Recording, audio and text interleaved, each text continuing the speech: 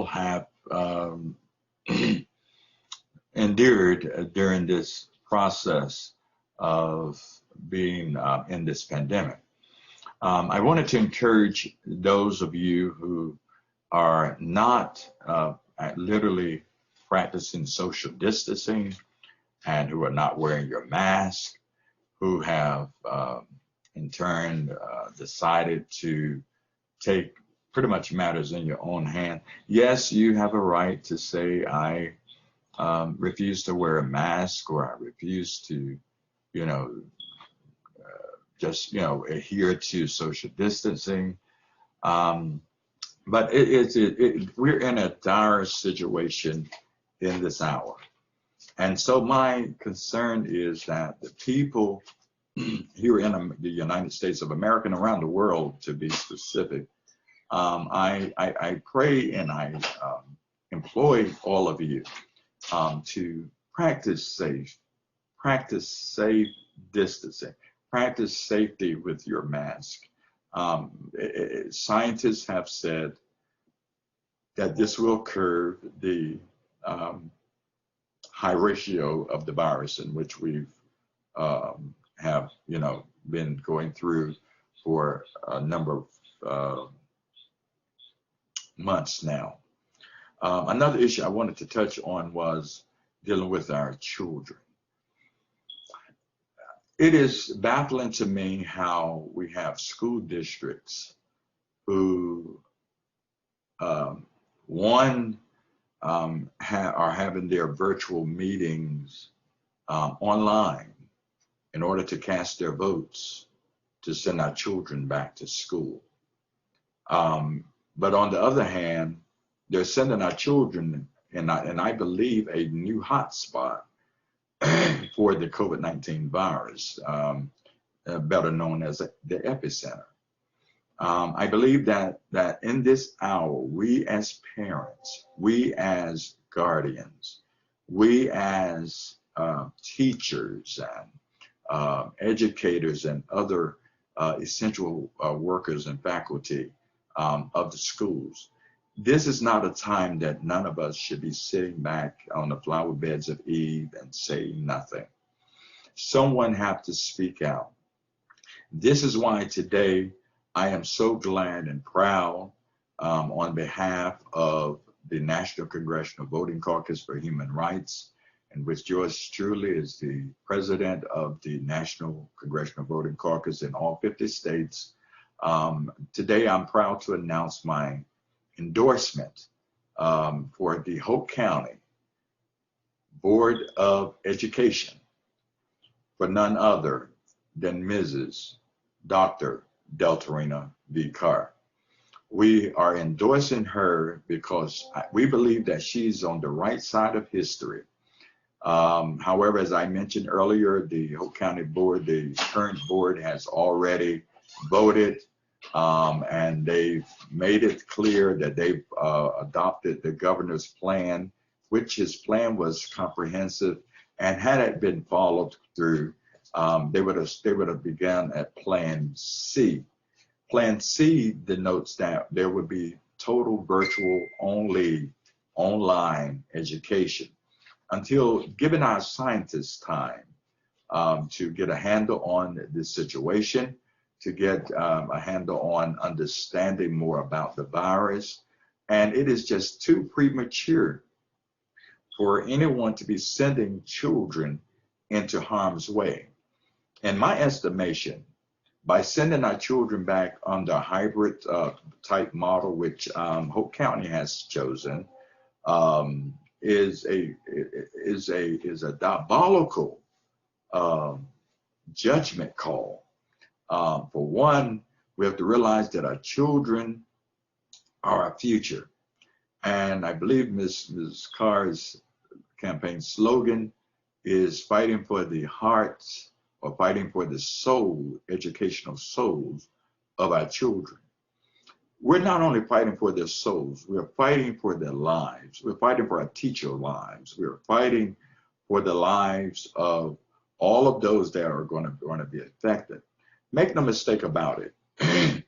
We had a report that came out yesterday under the new data dealing with COVID-19, that there's been already, prior to our children entering back into the school system for the fall, there's already been 97,000 cases recorded as of yesterday.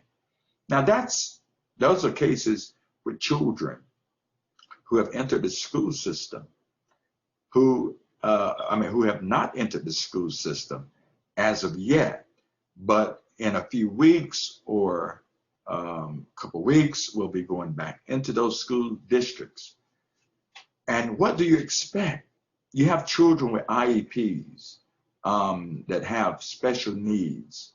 You cannot dictate what those children are going to do. You cannot dictate and to understand clearly that, you know, we have children that, and not only with children that have IEPs, but children in general are K through, just say K through 5. Children are active. How do you expect them to stand behind that hot mask, blowing out 90-degree heat behind that mask for 8 hours a day? This is unconscionable. We have other options. Our governor laid out a great plan. Governor Roy Cooper laid out a great plan.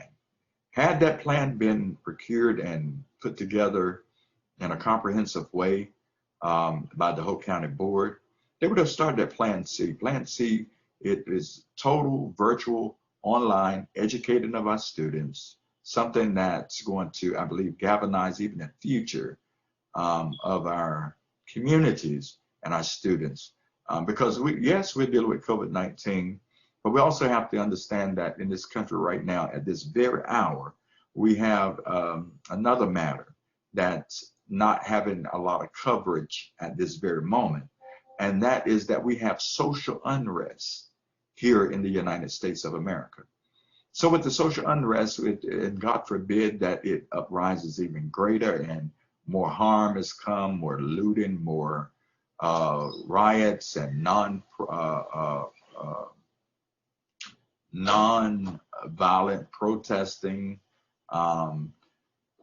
When that occurs, we have another situation that we have to look at. So this is a time that I believe that because of the standardized testings that will not go forward this year because of the COVID-19 virus, I believe that this is a time that all of our educators should be taught how to operate and to procure virtual teaching, virtual lessons. And there's so much out there that can get them in the place that they need to be. But when you have boards like the Board of Education here in Hoke County, who have been in office for years and who have just, in my estimation, have taken it for granted that they will always be there as a board member. We need some rational thinking parents now. Number one, I want you to think about this. You're sending your children into hotspots. Hotspots, what I mean by hotspots is you're sending them into a brick and mortar building, a building that eventually, I believe, is going to produce a greater ratio and number and rising cases of new cases of COVID-19. Because when you congregate a large crowd of children into such an environment, what do you expect to happen? This, I believe, if we do not halt what the board has done, and Superintendent Williamson for the Hoke County Board of Education, if we do not speak out against this, I believe that we have parents and grandparents, cousins, brothers and sisters, those with underlying conditions who will be greatly affected. I look at the Wake County public school system, and some other ones, which are in the majority, who have said that we don't know enough about the virus yet.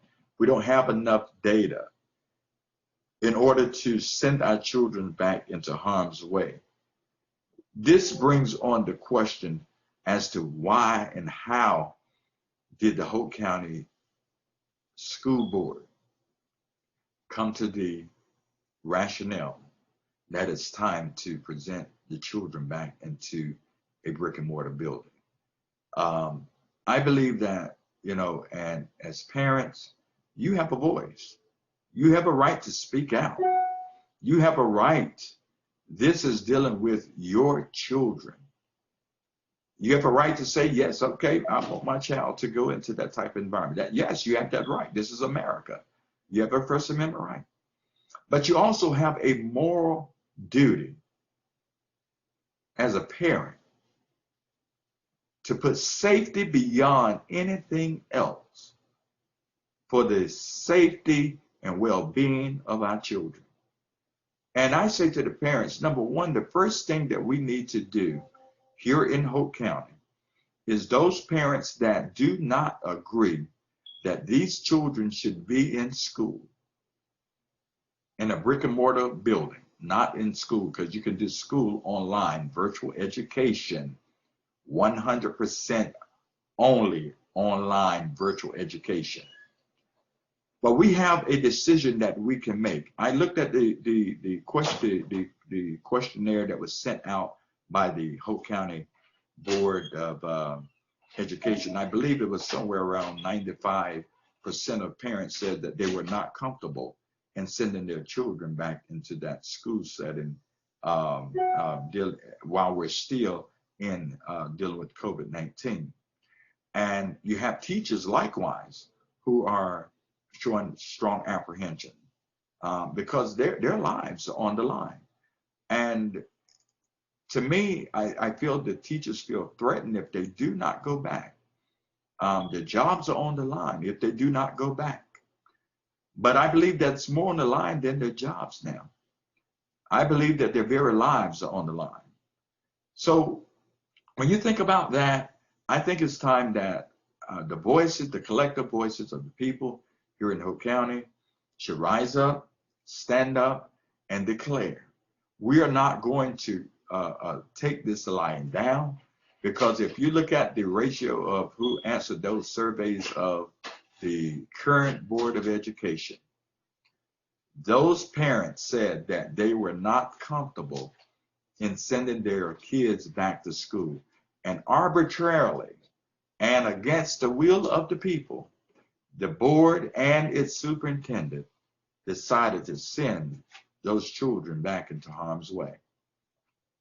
And my thing now is we have the power to change this.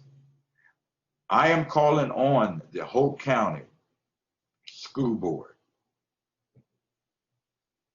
every member of the Hoke County School Board, Superintendent Williamson, to go back and revisit this issue, especially with the data that came out on yesterday.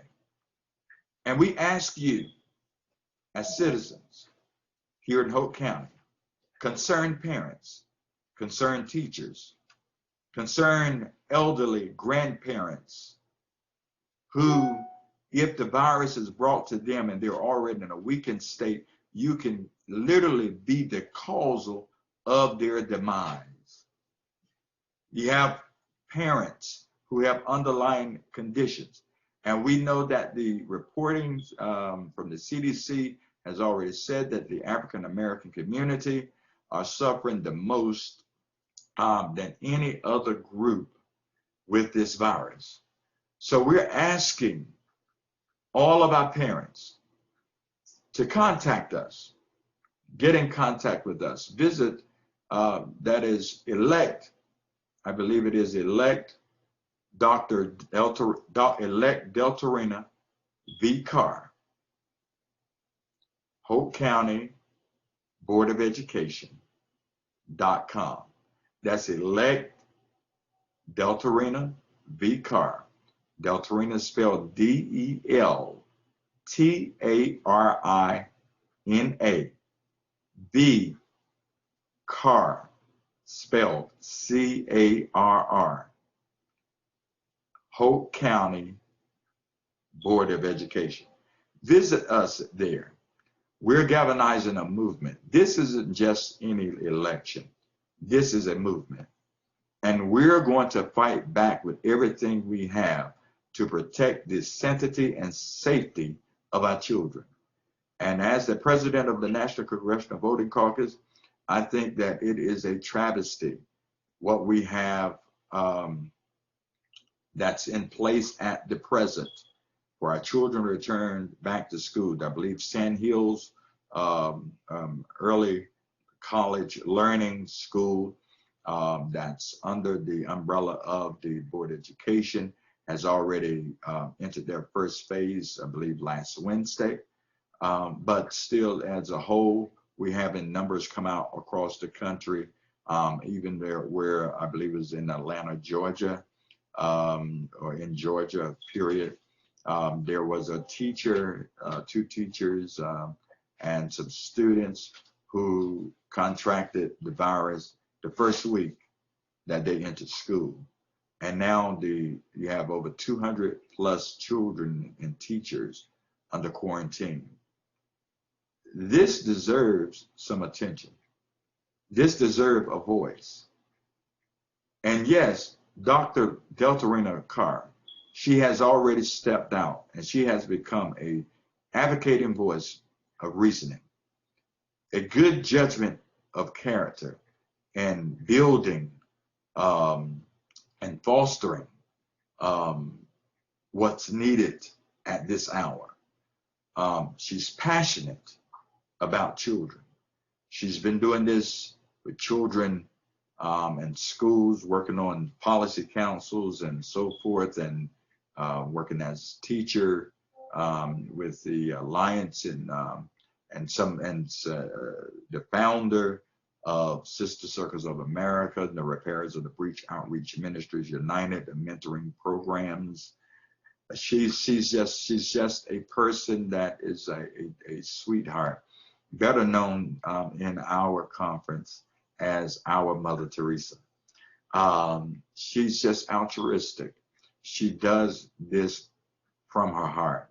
A lot of times we've seen her place her own monies in order to protect children. Let's get behind her.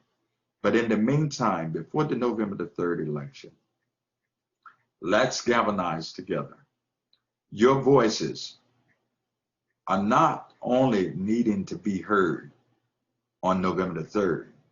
We need to do something now.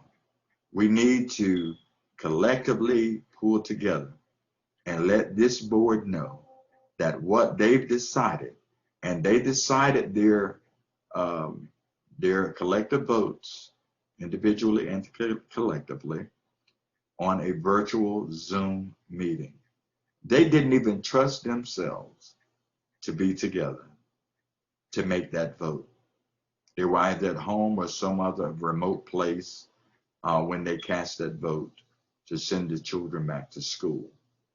And so now my question is, if you can't trust being around your fellow board members and superintendent, and you have to go virtual, then why would you trust sending our children back into a hot spot where they have horrible ventilation system? It doesn't matter how many bubbles you put up, how many cones you put up, how many tape strips you put up. Those things cannot stop the coronavirus. What can stop the coronavirus is giving our scientists, we're praying, of course, and our God is going to answer. But in the interim, who he has here now, giving our scientists and our medical staff, medical community time to formulate a true answer to this problem is the only thing that's going to work. Anything outside of that is arrogance. It is uncaring. It is unsafe. And because of what we know from yesterday's report, it's diabolical and totally unconscionable. So today I call on the parents here in Hoke County to join forces with us with the campaign to